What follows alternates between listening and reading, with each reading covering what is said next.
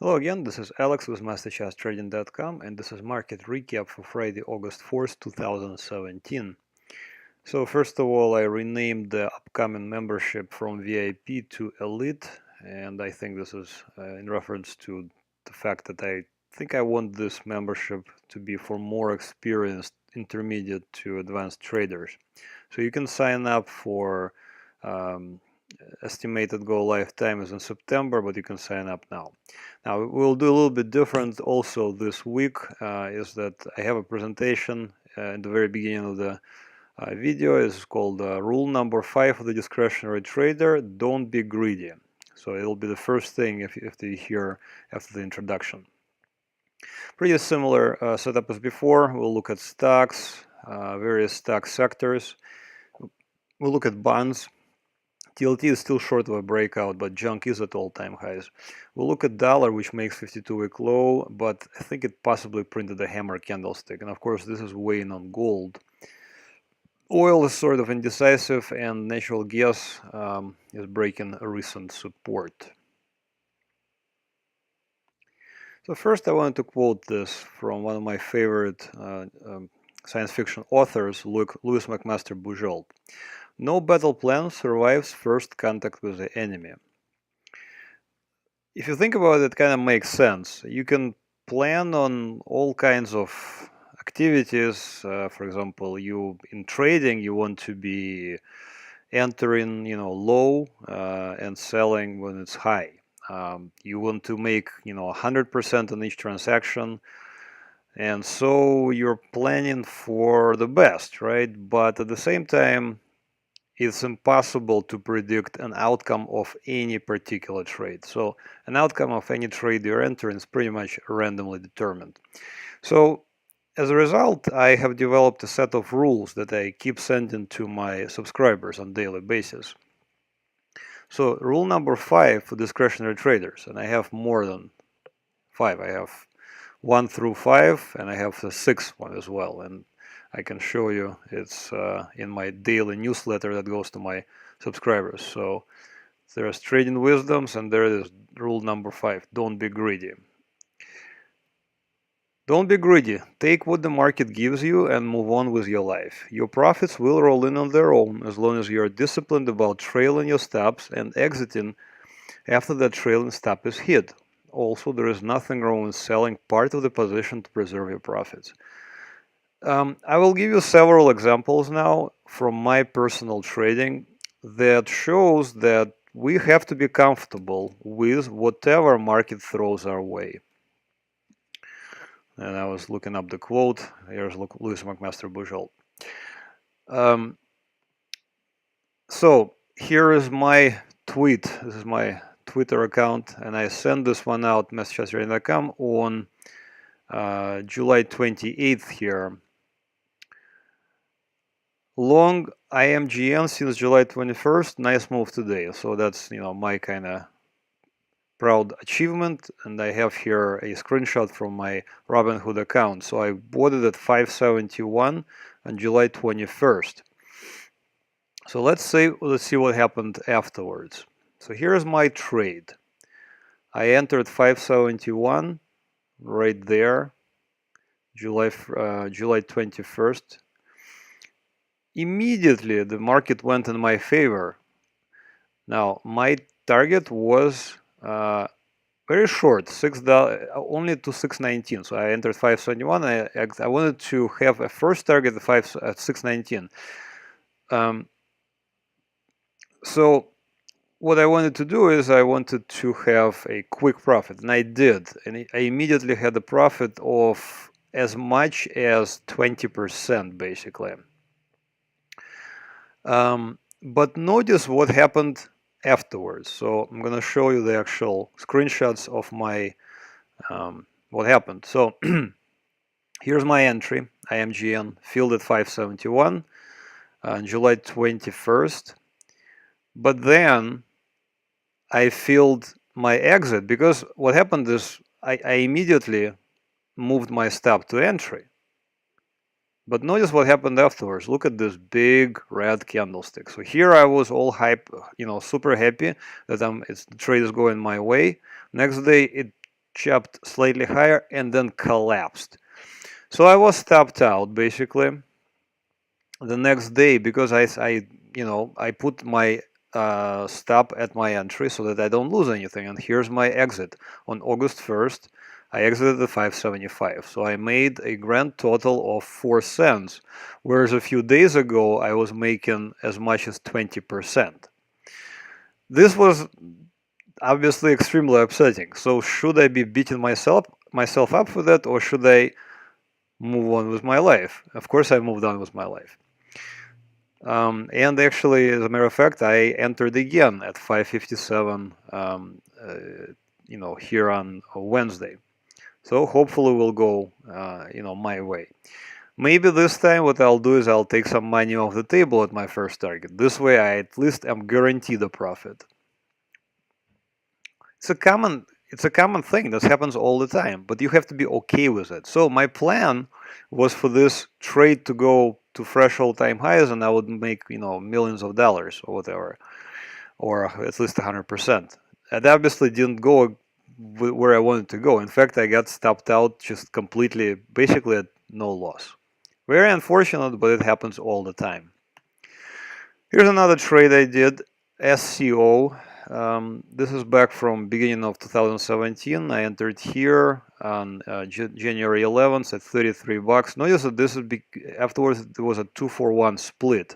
So here I entered at 33, and then I just very luckily I exited completely right there at 39. So that was almost a 20% gain in just about a month or so. If I waited longer, I would have probably had a lower profit. But here are my exits and entries and exits. I entered Pro Shares Ultra Short. It says 66, but actually there was a split 2-for-1, so it's 33 bucks on January 11th. And here's my exit at 39 bucks on March 14th. So again, I was okay with what the market gave me. At this time, I got very lucky because I went ahead and I closed my position entirely on the way up. But if I waited a little longer, my profits would have been cut short. And here is actual 2-for-1 split that I was talking about. Finally, here is another trade that I did, and this one, yeah, it was a loser, and I have to be okay with it as well, because in this business you have to be basically very comfortable with losing, because you will constantly lose. You don't know which trade is going to work out in your favor, which trade will be just tremendously beautiful, and which trade you'll just have to bite down and close it out. So here's my trade. I entered here May. This is Ross Stores. I thought this was going to continue higher, but it didn't. So I entered right there. May 1st, I believe. It went in my favor and then just unraveled. I decided that I don't want to find out where it's going to go afterwards. I closed it at a loss. So here's the actual trade I wanted to show you. Ross Stores, May 1st at 64.40. Ross Stores, May 18th at 61. So this is a losing trade, and I am also okay with that. So the point I'm trying to make here, don't be greedy. Trail your stops, take what the market gives to you, move on with your life. Again, there's nothing wrong with taking profits along the way. And another, just a little bit piece of wisdom. I've traded markets for past 5, almost 6 years now. 4 years I had a public chart. You can see my public chart here at MasterCharts Trading on stock charts. So I already have 4 years of trading just publicly here. Years, remember. But here's a couple of, just a few helpful suggestions on how to survive the stock market without going crazy. So this is, I think, very important. You hope for the best, but be very much ready for disappointment. There's no way you're gonna not be disappointed in stock market. Have a life outside of trading, obviously. The stock market is not the end of it. And also, very important, develop specific coping strategies for fear and disappointment. My personal, I do a lot of yoga, I do meditation, I do physical exercise. Don't do a lot of public service, but you guess you can consider this video a public service. I do, have some charitable contributions, obviously. And if you are a religiously inclined person, definitely religious practices are helpful. And of course, anything that lets you unplug from the markets, but hopefully nothing destructive. Because alcohol, if you get really drunk or you do drugs, you will temporarily feel better, but at the end, it is not a healthy and productive kind of lifestyle. All right, so that's it for this little rule number 5. If you have any questions, comments, please hit the like button. And if you have any comments, please write them below. Okay, let's look at our stocks. S&P 500 ETF SPY. It is doing absolutely nothing. It is trading in a range from around 246 to around 248, and it's basically going back and forth.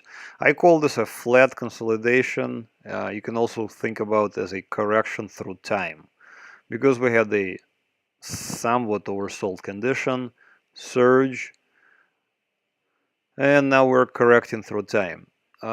Generally speaking, this is without a doubt a bullish market, without a doubt a bullish chart. I would not even contemplate shorting this chart anytime soon. Advanced decline lines at all-time highs. This is confirming a bullish posture. This is a weekly S&P 500. Lots of triangle consolidations. I keep pointing them out, and then we keep getting the bullish consolidations, bullish continuation patterns with bullish breakouts. So again, pretty clear a bullish chart. I think if we get a pullback, again, this should be viewed as a buying opportunity. QQQ. We actually have a trade out right now at MasterCharts Trading. So we have a first target basically met for this latest trade. QQQ is also bullish, very strong chart. Weekly time frame. Okay, so again, I keep pointing out that there are multiple scary looking candles on this weekly time frame, like for example bearish engulfing, bearish engulfing, bearish engulfing. Is this a shooting star candlestick with a bearish continuation? It's possible, but my money is that we're going to see again some sort of a consolidation, maybe a pullback, maybe even a deep pullback. Even if we get a 10% pullback or a 15% pullback, I still think we're going to be in a bull market, and I would be, basically looking only to buy. I don't see a top-in pattern. And new traders, please heed this warning. Try to avoid shorting bullish securities. It's really not a good idea. IWM, this is Russell 2000, all-time highs very recently, sharp pullback. Again, I think this could be already a buying opportunity, if anything. I would not short this chart. Dow Jones Industrial Average, I have a position in Dow Jones myself. I opened it around here between March and April. Hopefully subscribers open it as well. Beautiful move, all-time highs. I have 3 targets on this position already. Again, same thing, all-time highs on advanced decline lines. I don't see a top-in pattern. IYT, this is transportation. Now, there is this whole Dow theory about transportation, utilities, and the Dow Jones Industrial Average itself going up in lockstep. So far, I think it's been confirmed. I mean, we got IYT at all-time highs. This is transportation. Pullback, relatively deep pullback, big red candle. Also, it's a relatively weak chart, but again, it's still bullish. So I don't feel like it's topped out yet. Let me just look at weekly chart. See big red candles, but again, now we have a hammer, a weekly hammer. So maybe it's already been, maybe it already bottomed. XLU utilities, if you listen to my previous videos, I pointed out this drop here is a buying opportunity, and now we're approaching fresh highs. This was much more of a choppy chart and less clear. So XLF financials, we're finally getting all-time highs on advanced decline lines. Back here, we were still kind of dragging our feet, but actually this is an all-time high for financials, and it exceeded the previous high that was set before the, I believe, around financial crisis.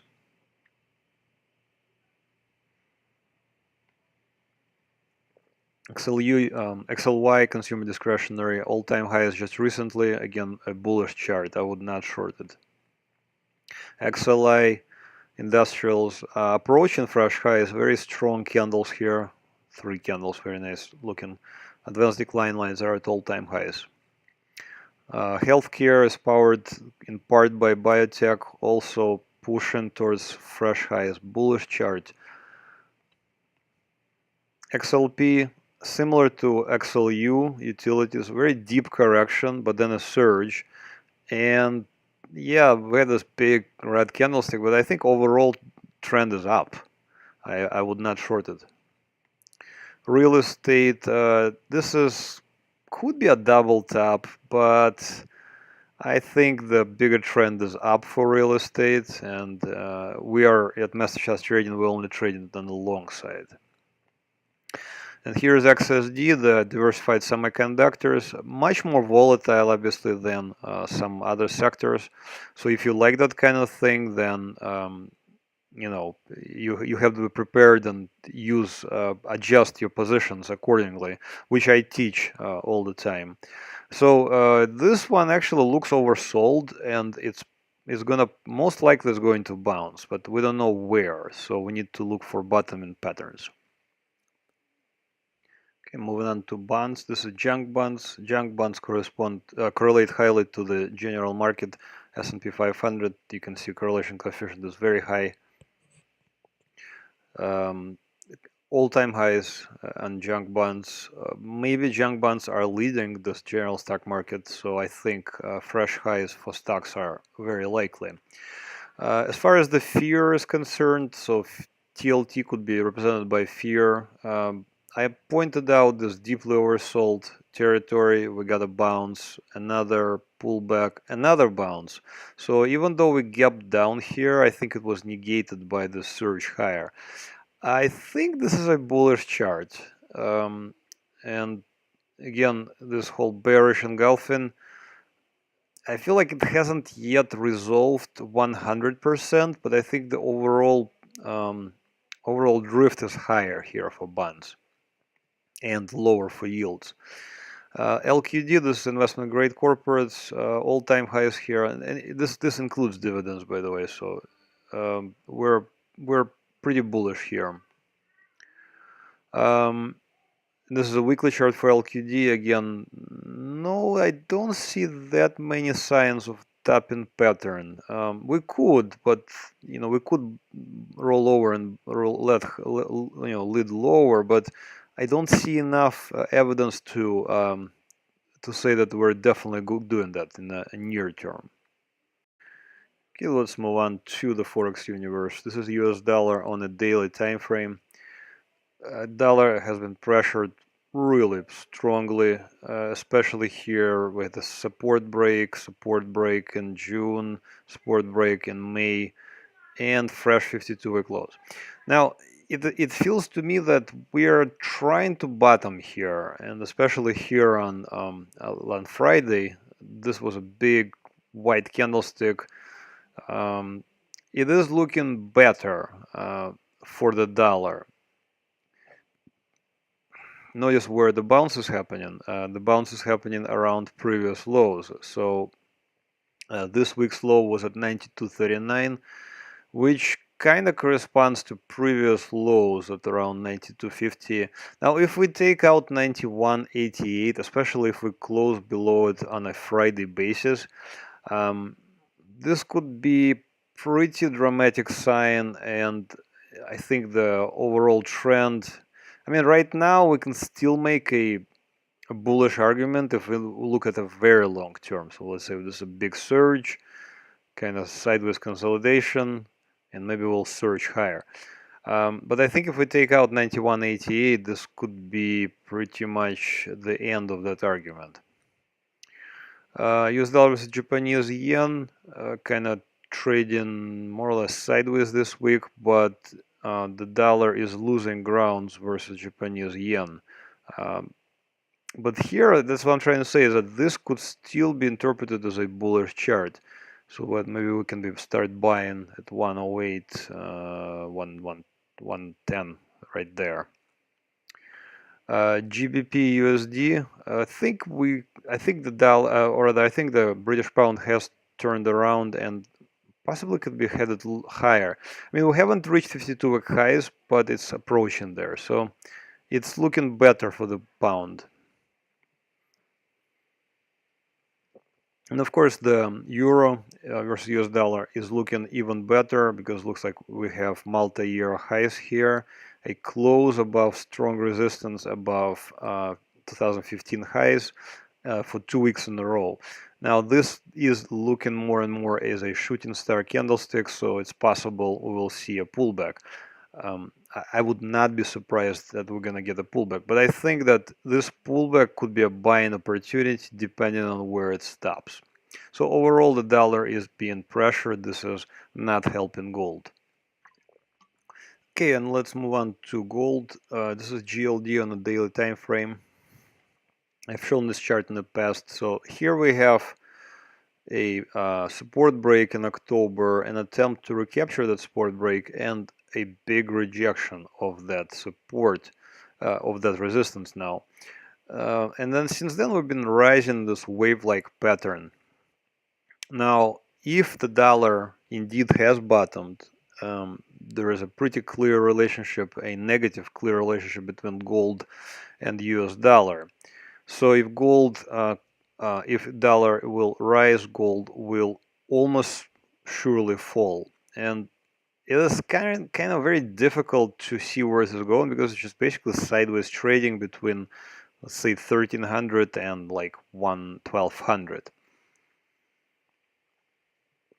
If we get a breakout above 1300, it is almost a guarantee of fresh 52-week highs. The trouble kind of manifested itself with GDX here. Notice we had a bunch of rejection-like candlestick. We had 1, 2, 3, 4 in a row. Well, you can count this tail as well as a selling shadows. So sellers came in here, sold, sold, sold. Finally, on Friday, we had a dollar that moved higher, and look, GDX had gapped down and continued lower. As far as my market breadth indicators, we actually improved in some of them. We got worse in others. So overall, it's like a neutral kind of business. We are still, I think, bullish, and I still would look on the buying opportunities. But you know, if dollar hasn't yet bottomed, then we could be gold could be in a lot of pain. And again, notice gold is having trouble at the 200-day moving average. Again, we kind of hopefully closed above it and then sold off. So so far, even this 50 days below the 200 days. So that's another trend filter, you know, for those who use the moving averages. Overall, the market breadth is unremarkable and actually kind of relatively weak, because notice that we're making fresh lows. There are new lows that are appearing within the index.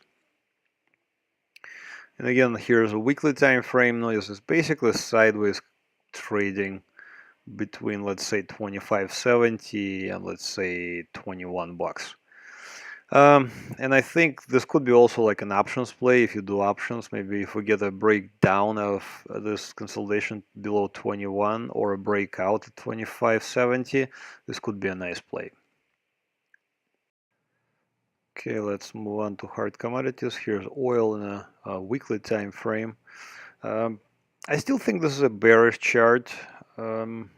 Even though we're having this really strong bounce over the past few months. Could I be wrong? I think you know the answer to that question. Yes, I could be wrong, and we could break out above 55 and continue higher, and maybe around above 60 and then continue to $100. How likely is that? I don't know. I don't think it's likely. I think there's just a glut of oil in the world, but anything is possible. I treat oil right now as bearish. So here's West Texas Intermediate in the daily time frame. Very strong move, powerful move here from early June. It is definitely overbought, but there are few signs of a failure. And whereas here there was unmistakable signs of failure in May, whereas here in April there were unmistakable signs of failure. Right now, I don't feel like there are unmistakable signs of failure, and we could actually continue higher still. Maybe we'll take out our R1 here. Maybe we'll continue higher to R2. I have no idea. What I only know is that I'm looking to short oil. I don't want to be buying it.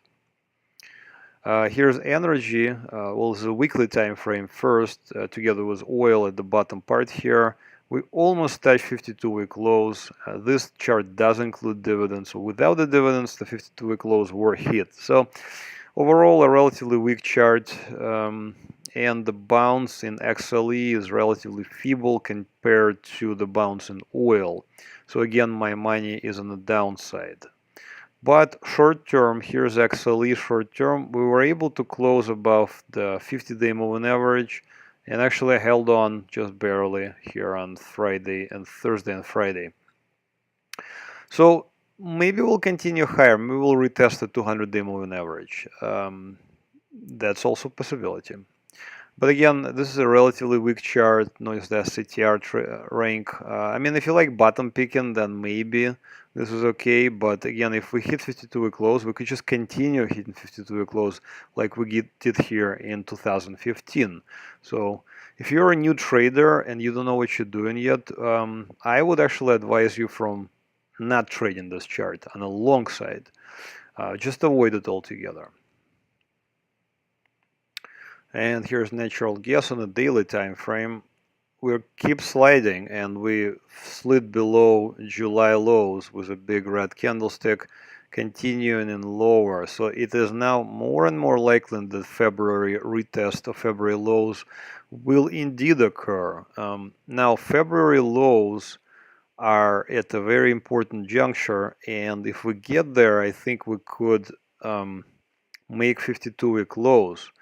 Then, if that is all happening, we could see this is a left shoulder, this is a head, and this is a right shoulder. This could be a head and shoulders, and if we break it, we could continue significantly lower. Again, this hasn't happened yet, but this chart is not terribly constructive. It has a bit of a, well, significant down draft, I guess is the word. All right, that's it for this week's recap. Please hit the like button. I see lots of views, but I don't see a lot of likes, so make me happy. Please hit the like button. If you have any comments, hit the comment button and comment as well. And of course, if you have any of the social media accounts like StockTweets, I'm on StockTweets, I'm on Twitter, I'm on Facebook. Look me up at MasterChartsTrading.com. All right, thanks for watching and have another great trading week. Bye-bye. So I wanted to show you how to find us on the internet. Please go to MasterChartsTrading.com. We do have a trade alert services which are live right now. So please consider signing up for the service. It's only $24.95 per month. Also, if you sign up for our mailing list, you get a discounted membership. You get to see what I'm buying and selling and which funds I'm looking at, potential buys, sells, etc. There's quite a bit of members-only content once you log in. There's a lot of information about risk control, which is actually extremely important for traders, because the preservation of capital is really one of the paramount to the success as trading. There's quite a bit of psychology of videos, psychology of trading videos in the members only section as well. Also, I'm going to be starting a Dividend Aristocrats service. For now, it's free for the members that are logged in, that are already paying members. So That's another benefit to signing up soon. The blog section shows the previous posts and market videos, of course. Also, I've added a new section here, which is FAQs, and I do get quite a bit of questions about various, ideas and questions about the market. So if you do have a question, please don't hesitate to send it in. Send it here, and I'll be hopefully I'll be able to answer it for you. All right. Thanks for watching, and please consider signing up for the trade alert services. Bye-bye.